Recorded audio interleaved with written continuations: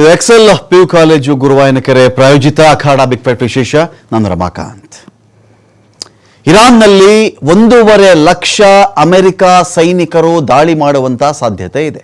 Boots on the ground. ಯಾವ ದೇಶದ ಮೇಲೆ ಯಾವ ದೇಶ ಯುದ್ಧ ಮಾಡಿದಾಗಲೂ ಕೂಡ ಸೈನಿಕರು ಖುದ್ದು ಯಾವ ನೆಲದ ಮೇಲೆ ದಾಳಿ ಮಾಡಿರ್ತಾರೋ ಆ ನೆಲದ ಮೇಲೆ ಇಳಿಯದೆ, ಅವರ ಕಾಲು ಊರದೆ, ಅವರ ಬೂಟ್ಗಳು ನೆಲವನ್ನು ಸ್ಪರ್ಶ ಮಾಡದೆ ಆ ಪ್ರದೇಶವನ್ನು ವಶಪಡಿಸಿಕೊಳ್ಳಲಾಗದು.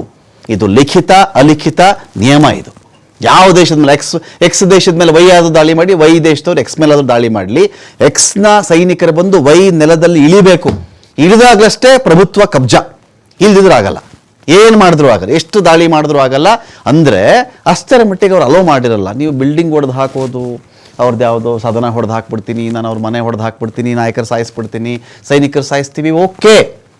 ನದಿಗಳು, ಡ್ಯಾಮು ಏನು ಬಿಡಲ್ಲ ಅಂತ ಹೇಳಿದ್ರು ಕೂಡ ಸೈನಿಕರು ಇಳಿದೇ ಆಗಲ್ಲ. ಈಗೇನು 1.5 ಲಕ್ಷ ಅಮೆರಿಕ ಸೈನಿಕರು ರೆಡಿ ಇದ್ದಾರಂತೆ. ಶಿಯಾ ನೆಲದಲ್ಲಿ ದೊಡ್ಡಣ್ಣನ ಸರ್ಕಾರ ಹುಟ್ಟುಬಿಡುತ್ತಾ. ಈಗ ಅಮೆರಿಕ ಹೋಗಿ ಇರಾನ್ನಲ್ಲಿ ರೂಲ್ ಮಾಡಿಬಿಡುತ್ತಾ. ಗ್ರಹಾಂ ಸಾವಿನ ರಹಸ್ಯ ಏನು? ಟಾರ್ಗೆಟ್ 13 ನಿಗೂಢ ಸಾವಿನ ಶಪಥ ಮಾಡಿದ್ಯಾಕೆ ಇರಾನ್?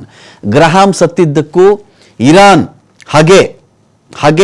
ಹೊಗೆ ಆಡ್ತಾ ಇದೆಯಲ್ಲ ಅಲ್ಲಿ, ಹಾಗೇನೆ ಹೊಗೆ ರೂಪ ಪಡ್ಕೊಂಡು ಆಡ್ತಿದ್ಯಲ್ಲ ಅಲ್ಲಿ, ಈ ಒಂದು ಹಗೆ ಗ್ರಹಾಂರನ್ನ ಸಾಯಿಸ್ಬಿಡ್ತಾ. ಇದೇ ಟ್ರಂಪ್ಗೆ ಕ್ಲೋಸ್ ಮನುಷ್ಯ. ಅಥವಾ ಕಾಕತಾಳೀಯನ ಗ್ರಹಾಂ ಸಾಯೋದಕ್ಕೂ ಈ ಥರ ಇರಾನ್ ನಾವು ಸೇಡ್ ತಗೋತೀವಿ, ಟ್ರಂಪ್ನ ಉಳಿಸಲ್ಲ, ಟ್ರಂಪ್ ಕಡೆಯವ್ರನ್ನ ಉಳಿಸಲ್ಲ, ಟ್ರಂಪ್ ಸೈನ್ಯ ಉಳಿಸಲ್ಲ, ಟ್ರಂಪ್ ಜೊತೆಗಾರನ ಉಳಿಸಲ್ಲ ಅಂತ ಹೇಳ್ತಾ ಇದೆಯಲ್ಲ, ಇದು ನಿಜವಾಗ್ಲೂ ಮ್ಯಾಚ್ ಆಗ್ತಾ ಇದೆಯಾ?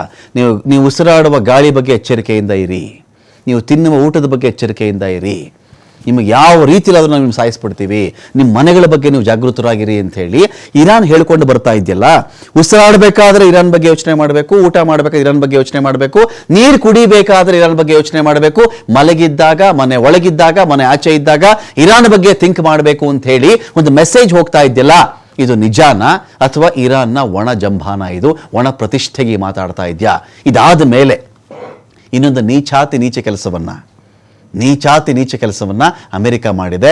ಇರಾನ್ನಲ್ಲಿ ಮಕ್ಕಳ ಕ್ಯಾನ್ಸರ್ ಆಸ್ಪತ್ರೆ ಮೇಲೆ ದಾಳಿ ಮಾಡಿರೋದು ಈ ನಾಚಿಕೆಗೇಡಿ ಅಮೆರಿಕದ ಕೆಲಸ. ಇದು ನಾಚಿಕೆಗೇಡ್ರಿ. ಇದು ಒಂದು ಕ್ಯಾನ್ಸರ್ ಅಂದರೆ ಮಕ್ಕಳ ಕ್ಯಾನ್ಸರ್ ಆಸ್ಪತ್ರೆ. ಅದು ಕ್ಯಾನ್ಸರ್ ಇಟ್ಸಲ್ಪನೇ ಕ್ಯಾನ್ಸರ್ ಇಟ್ಸೆಲ್ಫ್ ಒಂದು ದೊಡ್ಡ ಶಾಪಾರಿ. ಅದು ಯಾವ ಫ್ಯಾಮಿಲಿಗಾದರೂ ಅಷ್ಟೇ. ಆ ಮಕ್ಕಳ ಕೆಮೊಥೆರಪಿ, ಆ ಮಕ್ಕಳು ಗೋಲ್ಡ್ ನೋಡೋಕ್ಕಾಗಲ್ಲ, ಆ ಮಕ್ಕಳು ಹೆಡ್ ಶೇವ್ ಮಾಡ್ಕೊಂಡಿರ್ತಾರೆ, ಸ್ಟೇಜು ಕೀಮೋಥೆರಪಿ ಕೊಡ್ತಾ ಇರಬೇಕು. ಮಕ್ಕಳಿಗೆ ಅಷ್ಟೊಂದು ಕಂಫರ್ಟಬಲ್ ಆಗಿರಲ್ಲ, ಅಷ್ಟೊಂದು ಹಣ ಇರಲ್ಲ, ಎಲ್ಲೋ ಒಂದು ಆಸ್ಪತ್ರೆಗೆ ಸೇರಿಸಿರ್ತಾರೆ. ಆ ಕ್ಯಾನ್ಸರ್ ಪೇಷಂಟ್ಸ್ನ ನಾನು ಸಾಯಿಸಬೇಕು, ನಾನು ಅವ್ರ ಕೈಕಾಲು ಮುರಿಬೇಕು, ಅವ್ರ ಕೈಕಾಲು ಛಿದ್ರವಾಗಬೇಕು ಅಂತ ಹೇಳಿ ಒಂದು ಕ್ಷಿಪಣಿನೋ ಡ್ರೋನ್ನೋ ಹಾಕೋದಿದೆಯಲ್ಲ, ಇದು ಸೋಕಾಲ್ಡ್ ಅಮೆರಿಕ ಅನ್ನುವ ಒಂದು ದೇಶ ಒಂದು ಮಕ್ಕಳ ಕ್ಯಾನ್ಸರ್ ಆಸ್ಪತ್ರೆಯಲ್ಲಿ ಮಾಡಿರುವ ನೀಚ ಕೆಲಸ. ಇದನ್ನು ಯಾರಾದರೂ ವ್ಯಕ್ತಿ ಖಂಡಿಸ್ತೇ ಇದ್ದರೆ ಈ ಮನುಕುಲಕ್ಕೆ ಅವನೊಂದು ಶಾಪಾರಿ, ಹೂ ಎವರ್ ಇಟ್ ಮೇ ಬಿ. ಅಮೆರಿಕದಲ್ಲಿ ಒಂದು ಕ್ಯಾನ್ಸರ್ ಆಸ್ಪತ್ರೆ ಇತ್ತಾ, ಇರಾನ್ ಆ ಥರ ದಾಳಿ ಮಾಡಿತ್ತಾ, ನಂದಿದೇ ಮಾತು, ಅವತ್ತಿಗೂ ನಂದಿದೇ ಮಾತು. ಯುಕ್ರೇನಲ್ಲಿ ಕ್ಯಾನ್ಸರ್ ಆಸ್ಪತ್ರೆ ಇತ್ತಾ, ರಷ್ಯಾ ದಾಳಿ ಮಾಡುತ್ತಾ, ಅವತ್ತಿಗೂ I stand with Ukraine. Russia ಮೇಲೆ ಒಂದು ಮಕ್ಕಳ ಆಸ್ಪತ್ರೆ ಇತ್ತು, ರೋಗಿಗಳ ಆಸ್ಪತ್ರೆ ಇತ್ತು, ಒಂದು ಪುಟಾಣಿ ಮಕ್ಕಳ ಶಾಲೆ ಇತ್ತು, ಒಂದು ಕಿಂಡರ್ ಗಾರ್ಟನ್ ಇತ್ತು, ಅದರ ಯುಕ್ರೇನ್ ದಾಳಿ ಮಾಡಿಬಿಡ್ತು ಅಂದರೆ I stand with Russia.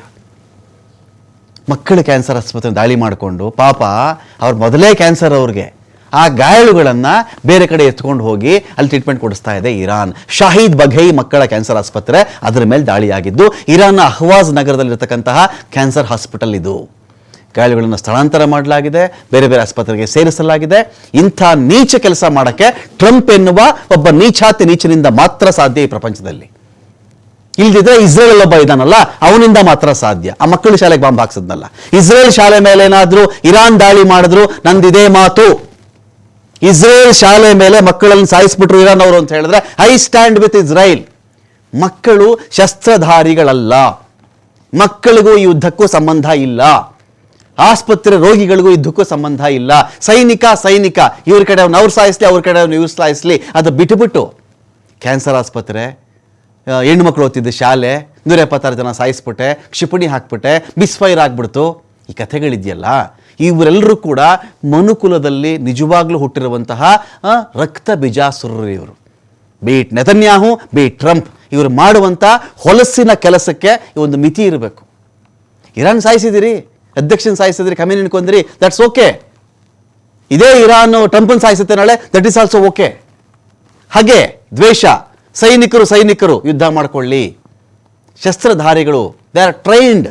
But ಇವ್ರನ್ನ ಸಾಯಿಸ್ತಿರೋದಿದೆಯಲ್ಲ, ಇದಕ್ಕಿಂತ ಕೆಳಮಟ್ಟಕ್ಕೆ ಒಂದು ಯುದ್ಧ ಇಳಿಯಕ್ಕೆ ಸಾಧ್ಯ ಇಲ್ಲ.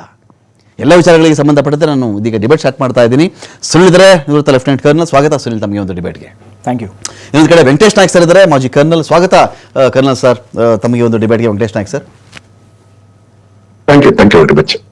ನಾನು ಸುನಿಲ್ ಅವ್ರು ಶುರು ಮಾಡ್ಬಿಡ್ತೀನಿ. ಸುನಿಲ್, ಮಕ್ಕಳ ಕ್ಯಾನ್ಸರ್ ಆಸ್ಪತ್ರೆ ಮೇಲೆ ದಾಳಿ ಮಾಡಿದ್ದು, ಈ ಮಕ್ಕಳು ಶಾಲೆ ಮೇಲೆ ದಾಳಿ ಮಾಡೋದು, ಯುಕ್ರೇನ್ನಲ್ಲಿದ್ದಂಥ ಕಿಂಡರ್ ಗಾರ್ಟನ್ಗಳ ಮೇಲೆ, ಅಲ್ಲಿನ ಶಾಲೆಗಳ ಮೇಲೆ ರಷ್ಯಾ ದಾಳಿ ಮಾಡಿದಾಗಲೂ ನಾನು ಇದೇ ಮಾತು ಹೇಳಿದ್ದೆ. ಈ ಮಕ್ಕಳು ಯಾವ ಪಾಪದ ಕೂಸುಗಳಿವು? ಹಾಗಾದರೆ ಟ್ರಂಪ್ಗೆ ಖಮೇನಿಗೆ ಇಶ್ಯೂ ಇದೆಯಾ? ಏನಾದರೂ ಮಾಡ್ಕೊಳ್ರಪ್ಪ ನೀವು. ಖಮೇನಿ ಟ್ರಂಪ್ನಾದರೂ ಸಾಯಿಸ್ಬೋದು, ಟ್ರಂಪ್ ಖಮೇನಿನಾದರೂ ಸಾಯಿಸ್ಬಹುದು. ಇದು ಯಾಕೆ ಈ ಯುದ್ಧ ಈ ಮಟ್ಟಕ್ಕೆ ಇಳಿತಿದೆಯಲ್ಲ, ಯಾಕೆ ಅಂತ? Good evening and Jai Hind to all the viewers and fellow panelists. Firstly, in the toughest possible terms, I condemn this. Probably ಇದನ್ನ ಈ ರೀತಿಯ ಡಾಸ್ಟರ್ಡ್ಲಿ ಅಟ್ಯಾಕ್ಸ್ ಏನಿರುತ್ತಲ್ಲ, ಇದನ್ನ ಕಂಡೆಮ್ ಮಾಡಲಿಲ್ಲ ಅಂತ ಹೇಳಿದ್ರೆ ಅವರು is unfit to be a human being. Correct.